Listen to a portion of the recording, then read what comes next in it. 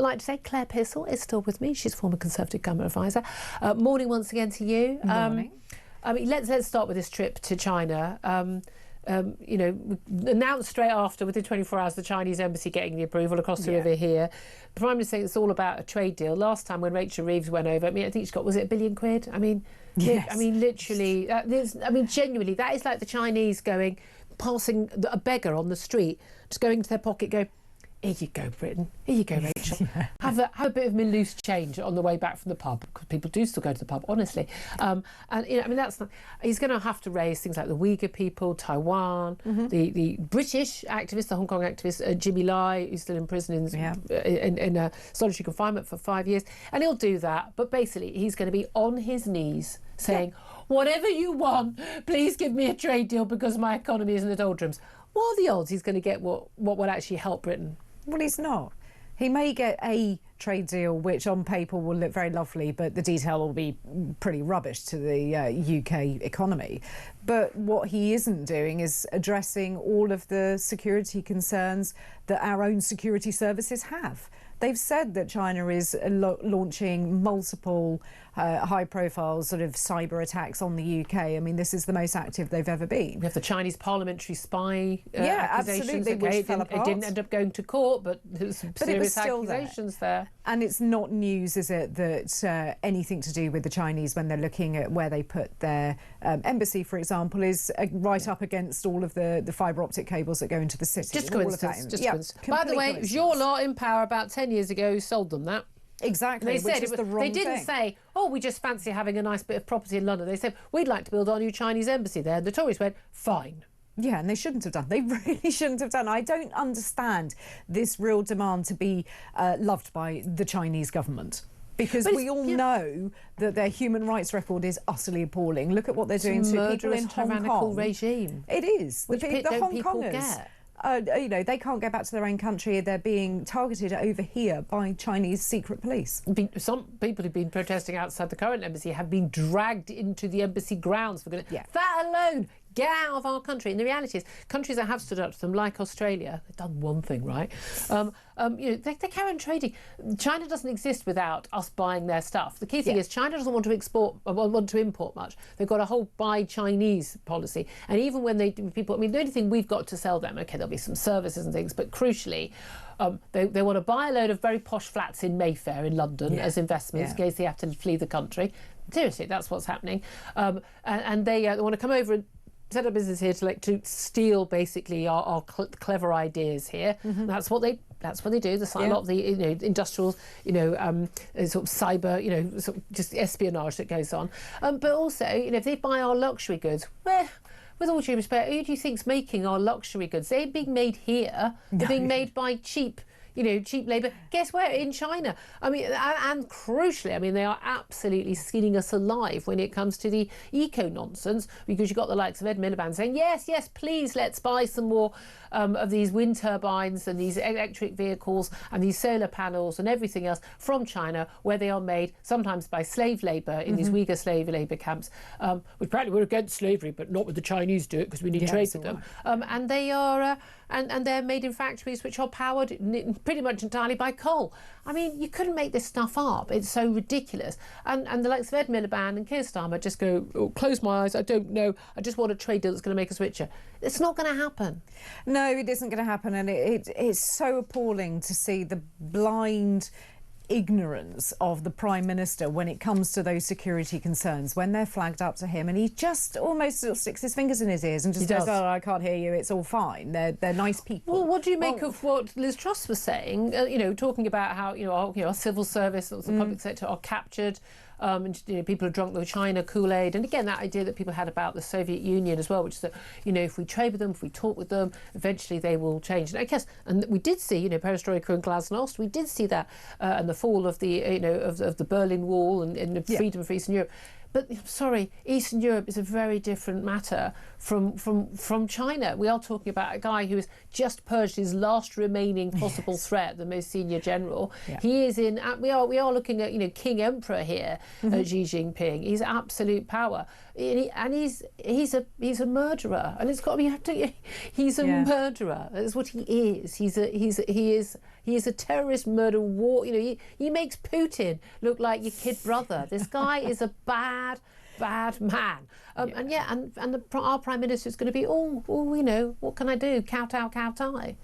And you can imagine that anybody that's gone over there, I know that the government have been told to take burner phones and things like that, but they wouldn't know what to do with a burner phone. I should imagine there'll be their own phones taken in their pockets, which means that the Chinese are just going to hack in and listen on to the anyway, conversations. they're already hacked in. I mean, Liz Truss was again suggesting that, you know, it's pretty sure that her own phone directly was taken. I mean, I think it's very, very clear. If they got to the aides of the Prime Ministers, it was Boris Johnson, Liz Truss and Rishi Sunak, they probably had their phones as well. And certainly all three of those people, it's kind of just basically their phones disappeared. They no longer replied to messages. They're given new phones. Literally, you can't have this phone number anymore or this phone or anything. So I think we're pretty sure that is what happened. So good luck with that, Prime Minister. He does get to avoid the Prime Minister's questions today. You know the timing on these things. You couldn't leave on Wednesday afternoon. No. We've got Deputy Prime Minister David Lammy stepping in. That'll be fun. It's always fun when it comes to David Lammy. Which David Lammy are we going to get today? Are we going to get conciliatory? Are we going to get angry, shouty man? Are we going to get the Crown coming in? I like to think that'd be fun. I wonder what Claire, Kemi Badenoch is going to be asking him about because there's quite a lot of fun and games still going on with the Labour Party over this Gorton by-election, isn't there? Which is, you know, Andy Burnham. But there was a report from Robert Peston saying he'd been told by senior figures in the Labour Party that Andy Burnham had been told quite clearly, you're Mayor of Manchester, we're not going to let you stand as a Labour candidate to get back into Parliament. You know, we're going to block you. You know we're going to block you. Before this meeting of the NEC, Andy Burnham did statements in, you know, happened to walk along the pavement and said, no, I can categorically say that's not true. I was not told that. And also the NEC is an independent body with the Prime Minister sitting on it. And therefore they couldn't possibly have known that was the case. I mean, I think I kind of knew that was the case. I think you knew that was the case. But even the Prime Minister, when asked about this on the plane and by the press delegation with him, has said, that isn't what happened. He wasn't told in advance that he was blocked from it. But he was always going to be blocked, wasn't he?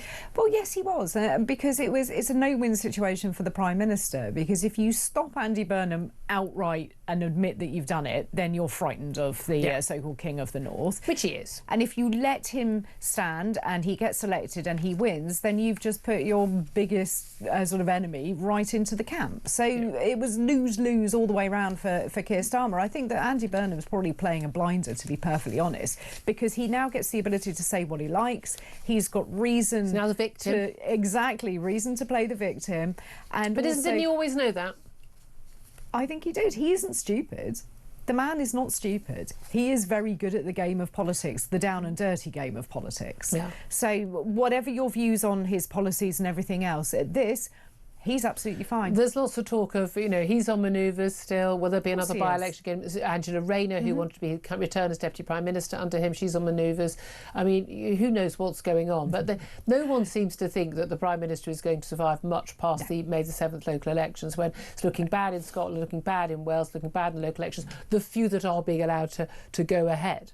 Yeah, he's got some really tough times coming up. You have a by-election coming up at very the end likely to lose this February. By-election. Yeah, and then you've got the local elections coming up in May, which look to be pretty appalling. You've got Wales and Scotland, as well as some local authorities. Those elections could also be bad for the Conservative Party. There is an element where, especially the Gorton by-election, if that ends up being a battle between Reform and the Greens, the only candidate we know about so far is the Reform candidate, which is former Professor Matthew Goodwin, someone who he's in contract elsewhere. Otherwise, someone I would absolutely have on the show every single week. I have to say, I think the man talks an awful lot of sense. He's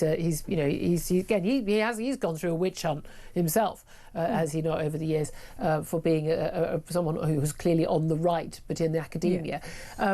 But we don't know who the Green candidate is. There are some names which are we can highlight, but it could well be between those two candidates. That's quite telling if a major by-election comes up, and frankly, neither the Tories nor the Labour are really in the running.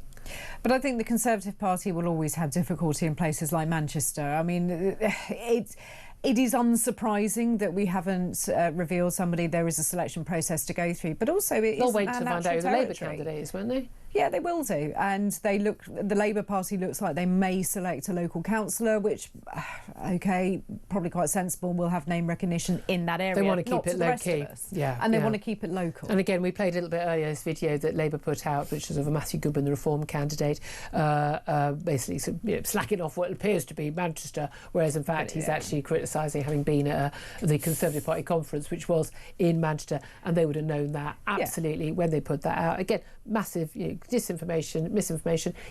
Campaigns are down and dirty. You can't complain about people putting out misinformation, disinformation online if you are doing it yourselves. And this was only on the first day. Yeah, without their own candidate in place. Yeah, exactly. Let's talk about, again, more disinformation. I mean, the pubs, we're told that there's been a big bailout for the pubs. Interesting that Rachel Reeves, while there was this big bailout for the pubs, chose to be, I don't know, sitting there with her abacus or playing a game of chess and losing it, probably, rewriting her CV. What the hell she spends her time doing? It's certainly not putting a laser focus on growth, because we ain't got any of that. But she decided to send a junior minister along to the House of Commons yesterday, Dan Tomlinson, to basically announce the formal announcement of this business rates U-turn.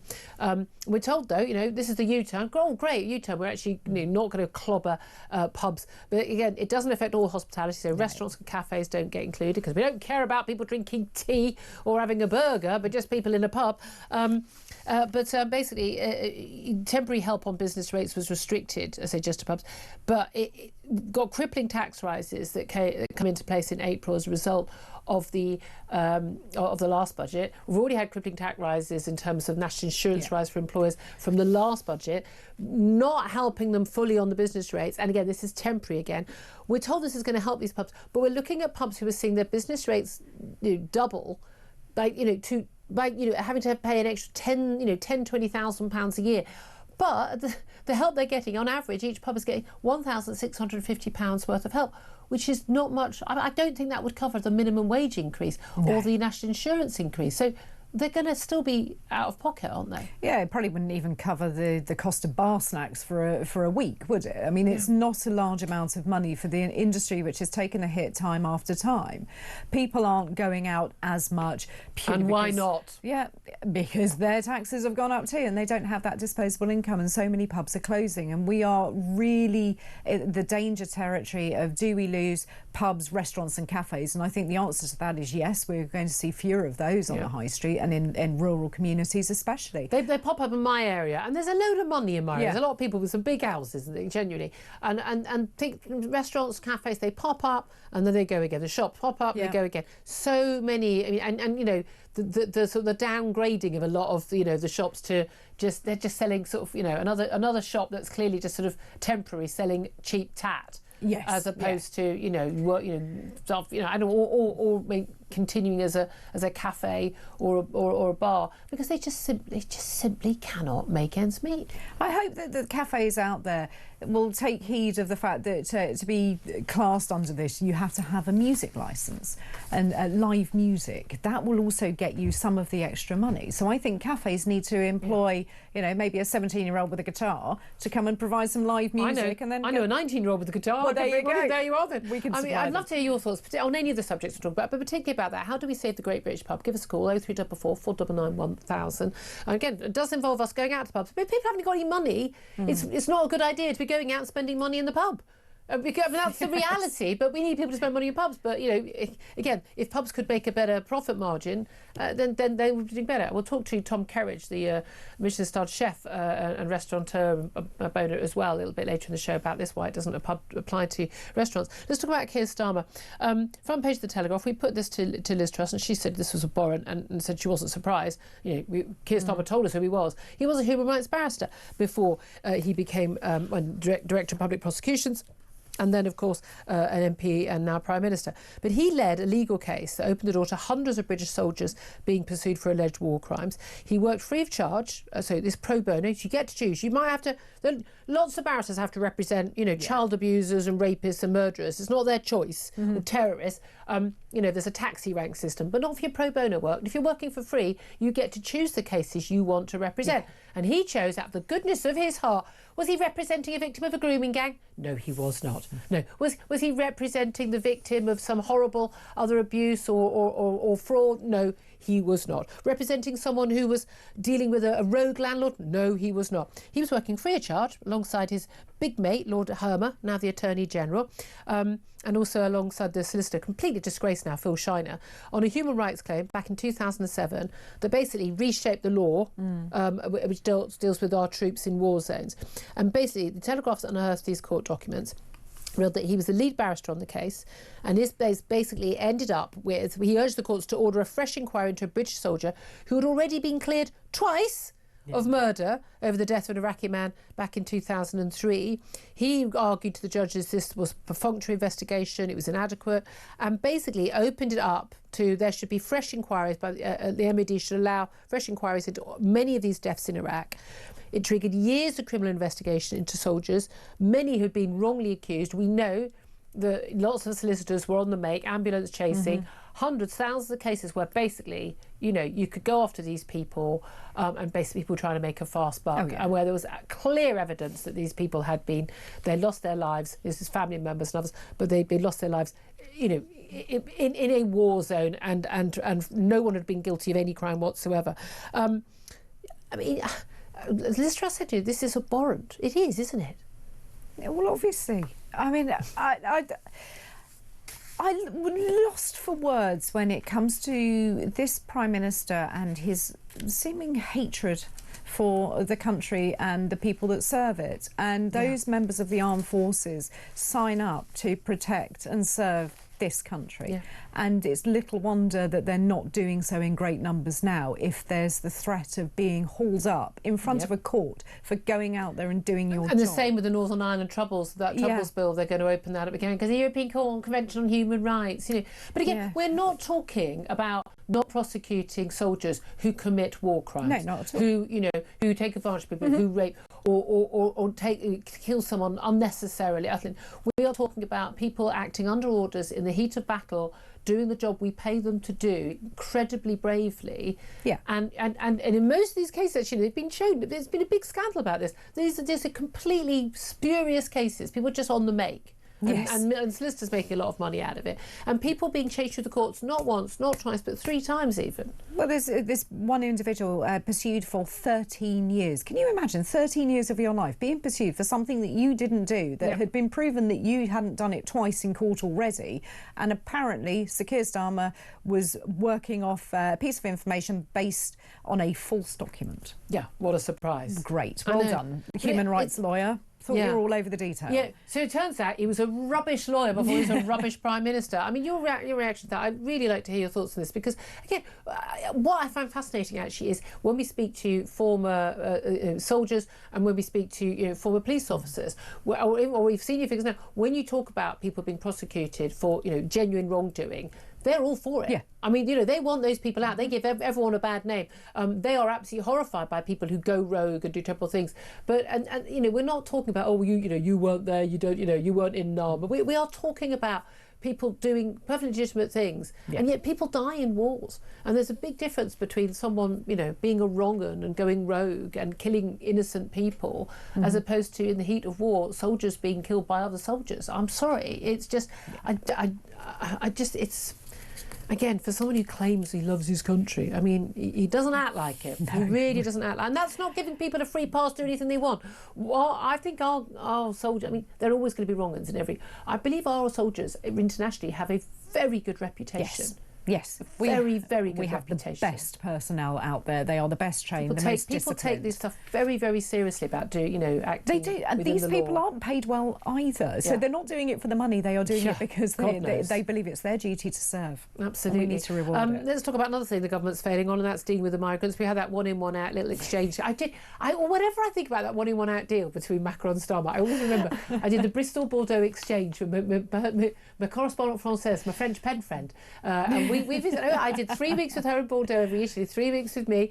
I lived in Bath at the time, and we're still friends now. We've been friends since we were 13 years old. I've literally met up with her on holiday, in recent years with her family. We've known each other all our lives. But a little exchange scheme, and this is what this is. This is a little exchange scheme. You have one, we have one.